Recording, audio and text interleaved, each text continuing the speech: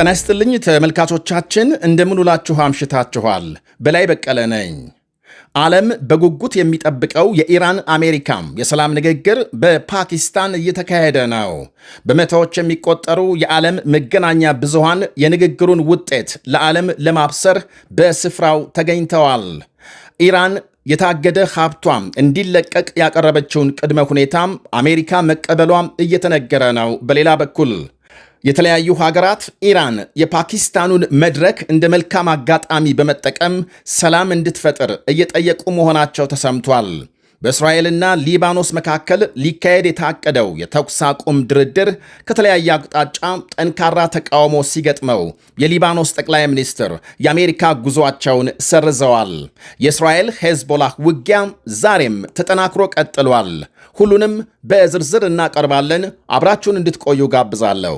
በአፍሪካ ህብረት አቅራቢያ የምስራቅ አፍሪካ ግዙፍ ኢስላሚክ ሴንተር በሆነው አልነጃሺ መስጂድ ፊት ለፊት የንግድ ሱቆችን ከ26 ካሬ ጀምሮ በ900 ሺህ ብር ቅድመ ክፍያ በመሸጥ ላይ እንገኛለን። ሱቁን በ24 ወራት ውስጥ ጥንቅቅ አድርገን እናስረክበውታለን። በተጨማሪም የመኖሪያ አፓርትመንት በቡልጋሪያና በአዋሬ 100% ለሚከፍሉ ደንበኞቻችን ባለ 1 መኝታ በ5 ሚሊዮን 500 ሺህ ብር ሙሉ ክፍያ፣ ባለ 2 መኝታ በ6 ሚሊዮን 600 ሺህ ብር ሙሉ ክፍያ እንዲሁም ባለ 3 መኝታ በ10 ሚሊዮን ብር ብቻ ይዘንልዎ ቀርበናል። አሊያም በ20% ቅድመ ክፍያ ቀሪውን በ3 ዓመት የሚከፍሉበትን እድል አመቻችተን እየጠበቅነዎት ነው። ልብ ይበሉ፣ ይህ ቅናሽ የሚቆየው ለ10 ቀናት ብቻ ነው። ለበለጠ መረጃ በ0955 27 74 74 ላይ ይደውሉልን። ቴምር ፕሮፐርቲስ።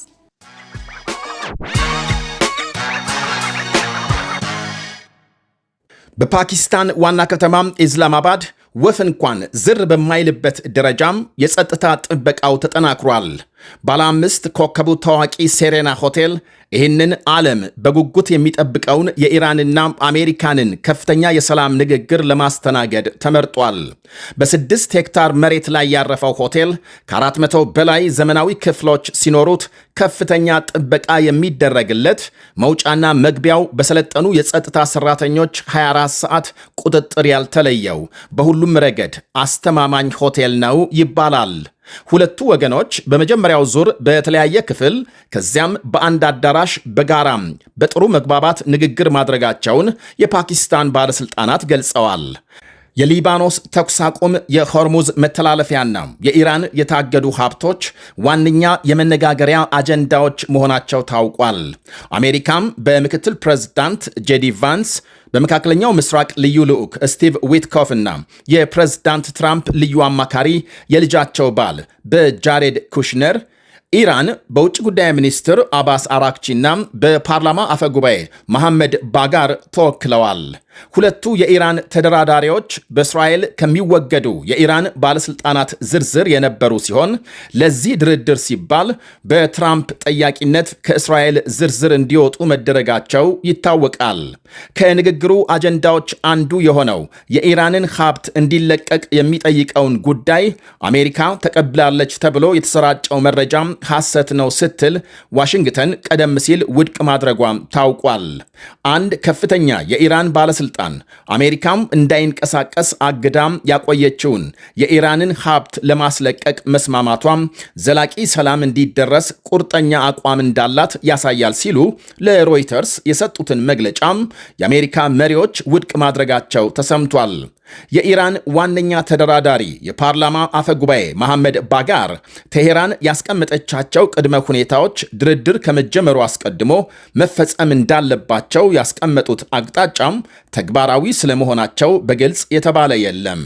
የሁሉም አይኖች አሁን የንግግሩን ውጤት እየጠበቁ ሲሆን የፈረንሳይ ፕሬዝዳንት ኢማኑኤል ማክሮን ለኢራን አቻቸው ስልክ ደውለው በፓኪስታን የተጠራውን ይህንኑ የሰላም ድርድር እንደ መልካም አጋጣሚ በመጠቀም የተፈጠረውን ውጥረት እንዲያረግቡ ጠይቀዋል። ማክሮን ማምሻውን ባሰራጩት ጽሑፍ ኢራን በሆርሙዝ ሰርጥ የመርከቦችን ደህንነትና የዝውውር ነፃነት በፍጥነት እንድታረጋግጥ ማሳሰባቸውን አመልክተዋል። ለዚህ ደግሞ ፈረንሳይ የበኩሏን ድጋፍ ለመስጠት ዝግጁ መሆኗን ገልጸዋል። ይህ በእንዲህ እንዳለም የአሜሪካው መሪ ዶናልድ ትራምፕ በአንድ በኩል በሆርሙዝ መተላለፊያ የተቀበሩ ፈንጂዎችን የመጥረግ ስራም ማከናወናቸውን፣ በሌላ በኩል በርካታ ሀገሮች ከአሜሪካም ነዳጅ ለመግዛት መርከቦች መላካቸውን ገልጸዋል። ከኢራን ጦርነት በፊት በቀን ከ100 በላይ መርከቦች ይተላለፉበት የነበረውና አሁን ተኩስ አቁም ከተደረሰ በኋላ 12 የሚጠጉ መርከቦች ብቻ እንዳለፉበት የሚነገረው የሆርሙዝ ሰርጥ መላውን ዓለም ለስቃይ ሲዳርግ ለአሜሪካ ተጨማሪ ገበያም እንዳመጣላት ተደጋግሞ ይነገራል። አንድ በርሜል ድፍድፍ ነዳጅ ከጦርነቱ በፊት ከነበረው አሁን ከ30 በመቶ በላይ ጭማሪ ባሳየበት ሁኔታ ሀገሮች በእርግጥም አማራጭ ያሉትን ቢመለከቱ ተገቢ ነው ይላሉ ታዛቢዎች። ከዚህ አኳያ ከዓለም ነዳጅ አምራች ሀገሮች ግንባር ቀደም ወደ ሆነችው አሜሪካም ከፍተኛ ቁጥር ያላቸው ነዳጅ የሚጭኑ መርከቦች እየተጓዙ ናቸው ብለዋል ትራምፕ። ከየትኛውም የዓለም ክፍል ጥራት ያለው ምርጥ ነዳጅ ዘይት በስፋት ለመሸጥ ዝግጅት እያደረግን ነው ብለዋል። አሜሪካም በቀን እስከ 21 ሚሊዮን በርሜል ነዳጅ በማምረት ከዓለም አንደኛ ስትሆን ሩሲያና ሳውዲ አረቢያ በጋራ በቀን ከ19 እስከ 22 ሚሊዮን በርሜል ነዳጅ በማምረት በሁለተኛ ደረጃ መቀመጣቸውን መረጃዎች ያሳያሉ። ትራምፕ ኑና ውሰዱ የሚል መልእክት አስተላልፈዋል። ነዳጅ ለሚፈልጉ ሀገሮች ቀጠሉና የሆርሙዝ መተላለፊያ በቅርብ ይከፈታል ብለዋል። ይህ በእንዲህ እንዳለ በፓኪስታን የሰላም ንግግር ቀጥሎ ባለበት ሁኔታ እስራኤል በሊባኖስ የምታካሄደውን ዘመቻ አጠናክራ መቀጠሏ ይሰማል። የሀገሪቱ ጦር ባወጣው መግለጫ ዛሬ በሊባኖስ ከ200 በላይ የሄዝቦላህ ኢላማዎች መምታቱን ሲያስታውቅ የሊባኖስ ጤና ሚኒስቴር በደቡባዊ የሀገሪቱ ክፍል 10 ሰዎች መገደላቸውንና በርካቶች መቁሰላቸውን አመልክቷል። ሄዝቦላህ በበኩሉ በእስራኤል በፈጸመው የሮኬት ጥቃት 2 የእስራኤል ወታደሮች መቁሰላቸውን ዘገቦች አመልክተዋል። በእስራኤልና ሊባኖስ መካከል በዋሽንግተን ዲሲ ሊካሄድ የታቀደውን የሰላም ድርድር ሄዝቦላህ መቃወሙ ተሰምቷል። የሄዝቦላህ አንድ ባለስልጣን የሊባኖስ መንግስት የድርድር ውሳኔን የሀገር ውስጥ ክፍፍልን ያባብሳል ሲሉ ክፉኛ ተችተዋል። የሊባኖስን ሕግ የሚጥስ እንደሆነም አክለዋል። የእስራኤል ባለስልጣናት በሚቀጥለው ሳምንት በሚካሄደው የተኩስ አቁም ንግግር ሄዝቦላህ እንደማይሳተፍ ገልጸዋል። አንድ ከፍተኛ የኢራን መንግስት አማካሪ በበኩላቸው የሊባኖስ መንግስት የተናጠል ውሳኔ ከባድ የደህንነት አደጋ የሚያስከትል ነው በማለት አስጠንቅቀዋል።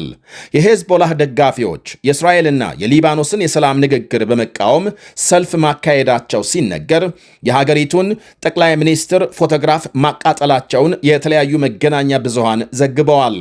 ይህንኑ የሄዝቦላህን ተቃውሞ ተከትለው የሊባኖስ ጠቅላይ ሚኒስትር ናዋፍ ሰላም ወደ አሜሪካና የተባበሩት መንግስታት ሊያደርጉ ያቀዱትን ጉዞ ለሌላ ጊዜ ማስተላለፋቸው ታውቋል።